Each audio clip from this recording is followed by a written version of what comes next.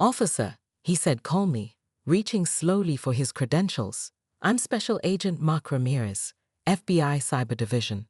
My colleagues and I are preparing for an operation tomorrow. Is there a problem?" Richardson radioed dispatch to verify credentials, standard procedure.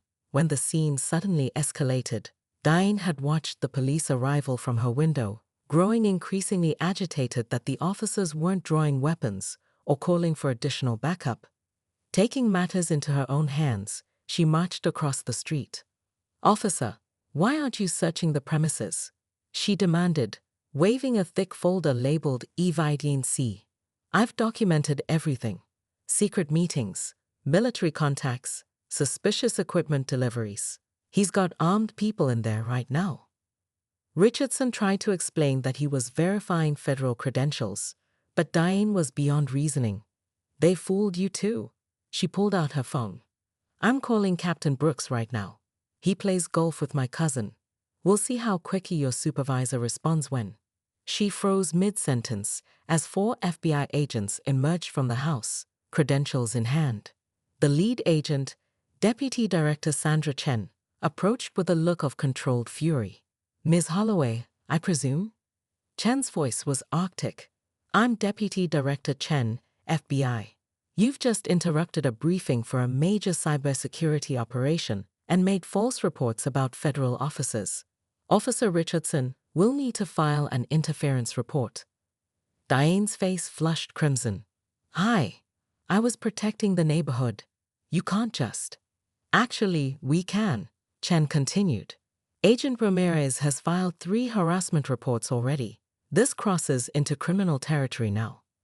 As if on cue, 3 more police vehicles pulled up, responding to Diane's escalated 911 call.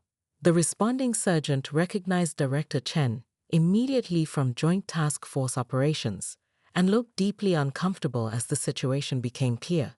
Inside Mark's living room, the operation planning session had ground to a halt. Screens displaying complex network diagrams and target profiles had been hastily locked when the doorbell rang. Now, the team of specialized cyber agents waited in tense silence as the confrontation unfolded on the front lawn. "How long has this been going on?" Deputy Director Chen asked Mark quietly, standing slightly apart from the growing cluster of law enforcement personnel. "Since day one," Mark replied, keeping his voice low. "I followed protocol, minimal engagement, documented everything, reported through proper channels. I had no idea she'd escalate to this level." Chen's expression darkened. "This operation has been in planning for 8 months, Ramirez. We've got hospitals across 3 states waiting on us to prevent a ransomware attack that could compromise patient data and critical systems." "I understand, ma'am. I can still get everything operational tonight if." "That's not happening now." Chen cut him off, nodding toward the gathering crowd of neighbors who had emerged from their homes, smartphones raised to capture the unfolding drama. "We're blown. We'll need to relocate the command center." Meanwhile, Sergeant Wallace was attempting to defuse the situation with Diane, who had shifted from righteous indignation to defensive backpedaling as the reality of her situation began to sink in.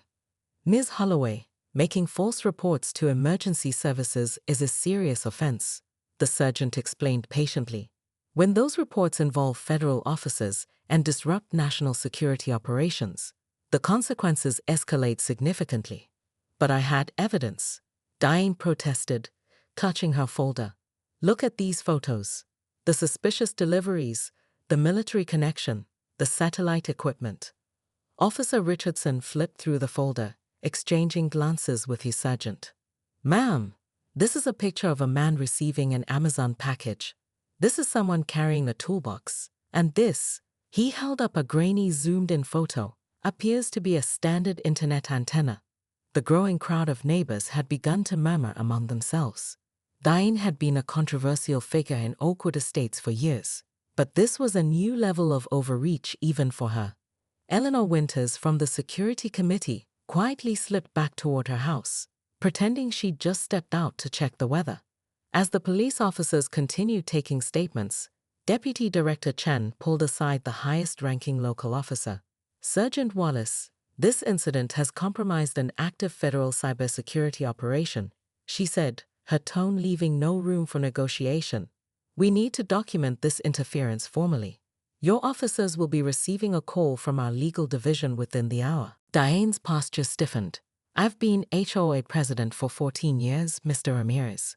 I know every regulation by heart. Then you'll know that Section 5.3 explicitly permits security systems, including cameras, without prior approval, Mark countered, recalling the document he'd studied meticulously.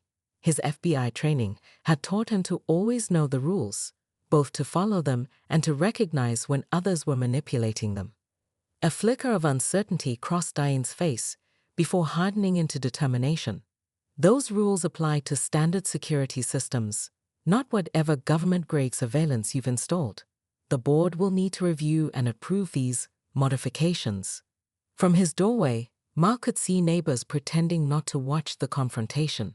An elderly couple walking their corgi slowed their pace. A teenager paused his lawn mowing. This wasn't just about regulations. Diane was establishing dominance publicly. I'd be happy to discuss this at the next HOA meeting, Mark offered diplomatically, knowing when to strategically retreat. I'm sure we can find a reasonable compromise. The board meets tonight. Emergency session, Diane replied, a triumphant gleam in her eye. 7 p.m. sharp at the community center. I suggest you attend if you want to plead your case. As Diane marched back across the street, Mark noticed her pausing to snap additional photos of his property. In 15 years with the Bureau, he'd faced down international hackers, corporate espionage rings, and organized crime syndicates. But something about Diane Holloway's methodical determination sent a chill down his spine. Inside, Mark's phone buzzed with a secure message from Deputy Director Chen. Setup complete. Operation Firewall starts Monday. Need you online and operational by weekend. Mark glanced at the boxes of specialized equipment still waiting to be unpacked. The secure server, the dedicated fiber line, the backup systems required for the massive cybersecurity operation the team had been planning for months. All of it needed to be installed and tested before Monday. He sighed and texted back, minor local complication, we'll handle. All systems operational by deadline. As darkness fell over Oakwood Estates, Mark watched through his window as cars began arriving at the community center 2 blocks away. He counted 12 vehicles. Apparently Diane had rallied quite the emergency response to his security cameras and non-regulation mailbox. With a resigned exhale, he grabbed his jacket and house keys.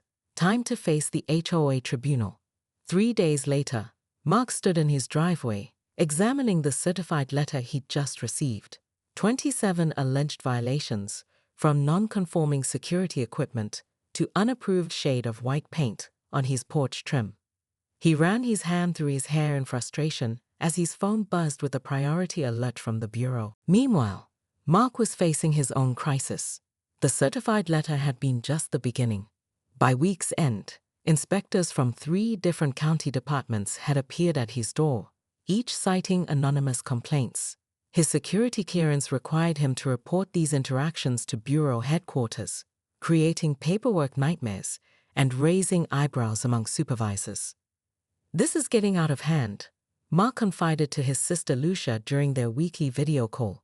I've got Operation Firewall launching in 4 days, and I'm spending hours dealing with complaints about my mailbox height and the decibel level of my air conditioning unit. Lucia's concern was evident even through the pixelated connection. Can't you just tell them you're FBI? That should shut it down. Mark shook his head. Bureau protocol. Low profile in residential neighborhoods unless absolutely necessary. Besides, flashing a badge to win a neighborhood dispute crosses an ethical line. The situation escalated when Mark received a visit from his team. 4 agents dropping by to prep for an upcoming cyber sting operation. They arrived in 2 unmarked government SUVs, carrying laptop cases and tactical gear bags. From Diane's surveillance position, it looked like a clandestine meeting of armed operatives. She dialed 911, voice trembling with self-righteous certainty. This is Diane Holloway, at 1839 Oakwood Drive. I need to report suspicious activity. Multiple armed individuals entering the home at 1842. I believe they're planning something dangerous. The homeowner claims to work for the government, but I've been documenting everything. I think it's a cover for a domestic terror cell. The dispatcher's voice remained professionally calm. Ma'am, what evidence do you have of weapons or dangerous activity? Diane's voice rose an octave. I can see tactical bags, men in dark clothing, government vehicles without proper identification. They've been bringing in equipment for days. I have it all documented. One of them is in military fatigues. She was practically shouting now, her paranoia feeding on itself. They've installed some kind of satellite equipment on the roof. For all we know, they could be foreign operatives. This neighborhood has 3 retired judges and a state senator living in it. We could be talking about a national security situation. The dispatcher, recognizing the escalating nature of the call, bumped the priority level, standard procedure when weapons and potential threats were mentioned, unknowingly setting in motion a chain of events that would change Oakwood Estates forever. Officer James Richardson was halfway through his shift when the call came in. Standard procedure for suspicious persons reports. He'd handled dozens like it, usually nothing more than Amazon deliveries or visiting relatives that triggered paranoid neighbors. But dispatch flagged this one with a code that indicated potential weapons, so backup was already en route. As Richardson pulled up to the quiet suburban house, he noticed nothing outwardly suspicious. Nicely maintained yard, new security cameras, high-end but not unusual. He approached the door cautiously just as a second patrol car silently pulled up. Mark answered on the second knock, immediately registering the situation. 15 years of field experience kicked in. Wildest nodded, understanding the seriousness of the situation. We'll cooperate fully, Director. And Ms. Holloway. Chen's gaze shifted to where Diane stood, still arguing her case to increasingly impatient officers. That's going to be a federal matter now. Back at her house, Harold Holloway watched the scene unfold with a mixture of embarrassment and something that felt surprisingly like relief. He turned away from the window, picked up his phone, and dialed a number he'd been considering calling for months. Hello, is this Greenfield Senior Living Communities? Yes, I'd like to schedule a tour of your facilities. For 2? No, possibly just for 1. Diane awoke at 6 a.m. to the mechanical whir of her coffee maker and something else, a distinctive rhythmic thump growing louder. She parted her curtains to see a black helicopter circling low over the neighborhood, its spotlight sweeping methodically across yards and rooftops. Below, tactical vehicles and FBI SUVs had established a perimeter around her house. Her doorbell camera pinged with movement. On her phone screen, she saw a team of agents in FBI windbreakers alongside SWAT officers with shields at her front door.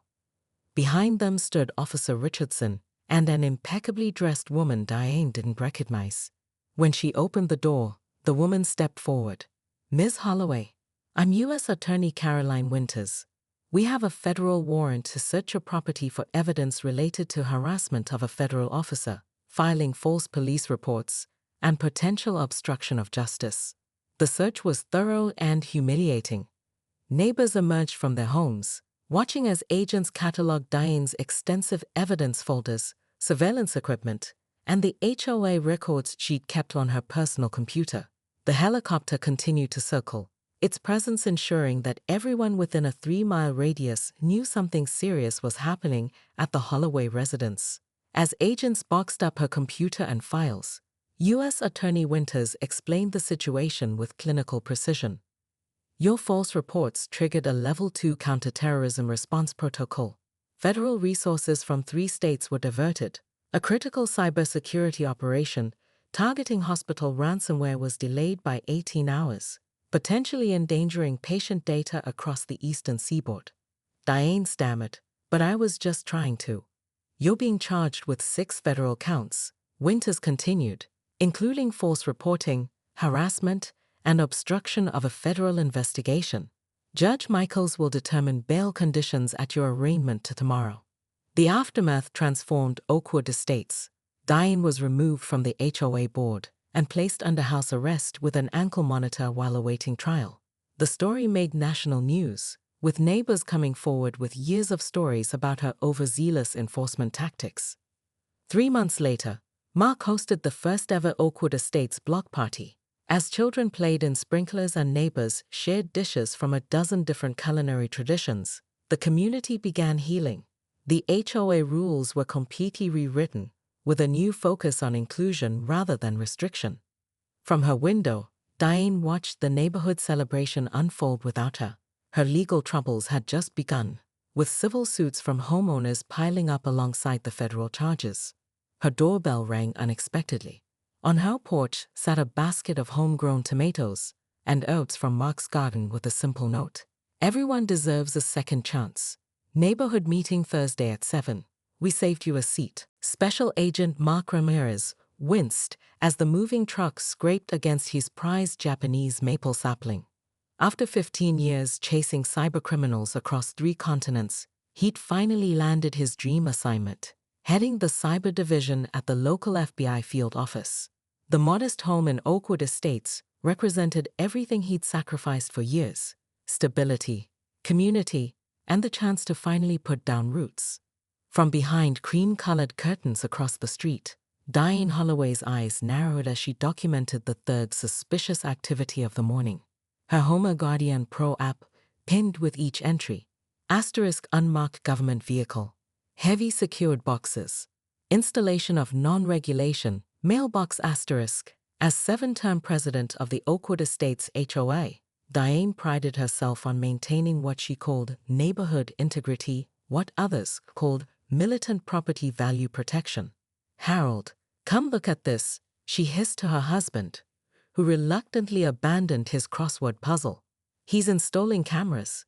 4 of them. Who needs that kind of surveillance unless they're hiding something?" Harold shrugged. "Maybe he travels a lot. Security's important these. Did you see what he did to the Petersons' old azalea bush? Removed it completely. That landscaping was approved in 1997. Diane was already drafting an email to the HOA board. "Emergency meeting. Tonight." That evening, as Mark unpacked his collection of vintage computer hardware, relics from cases he'd solved, his doorbell rang. Outside stood Diane, clipboard in hand, fake smile plastered on her face, and eyes that calculated every violation visible from the porch. "Welcome to Oakwood Estates," she said without warmth. "I'm Diane Holloway, HOA president. I'm afraid we need to discuss several urgent compliance issues." Mark extended his hand. "Mark Ramirez. Just moved from DC. Nice toe."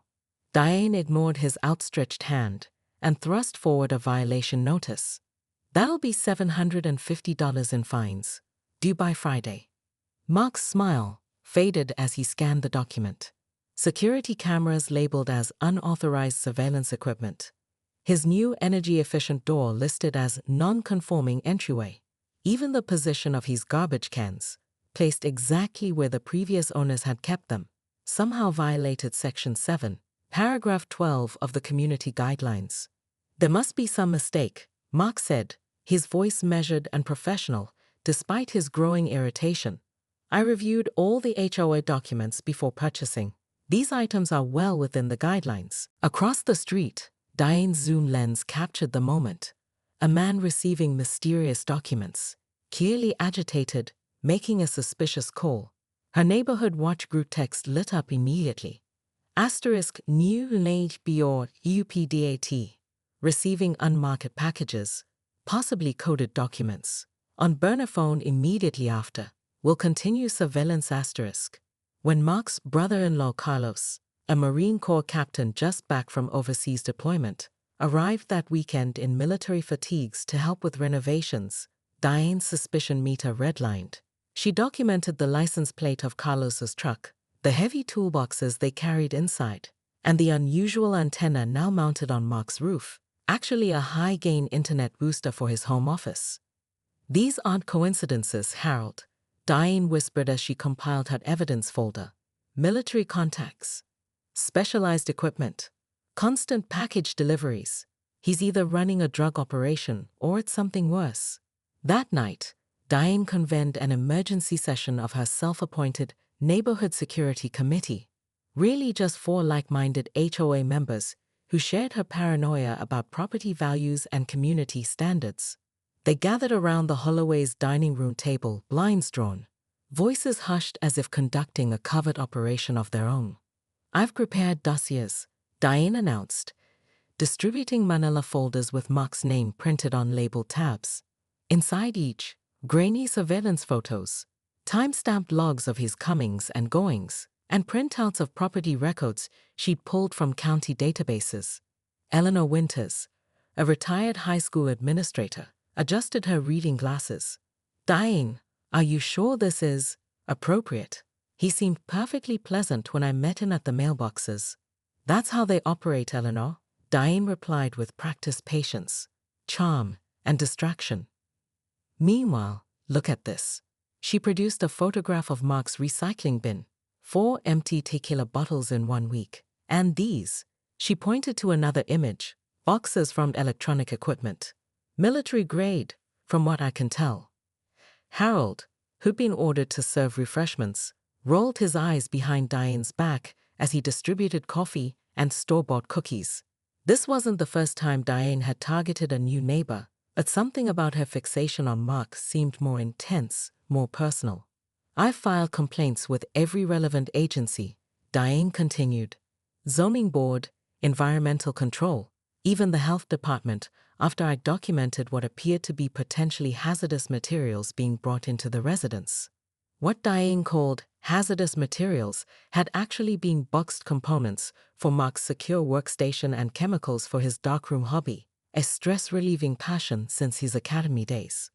The meeting dispersed with assignments for each member, monitoring schedules, reporting templates, even a crude neighbor-to-neighbor warning system about suspicious activity at 1842 Oakwood.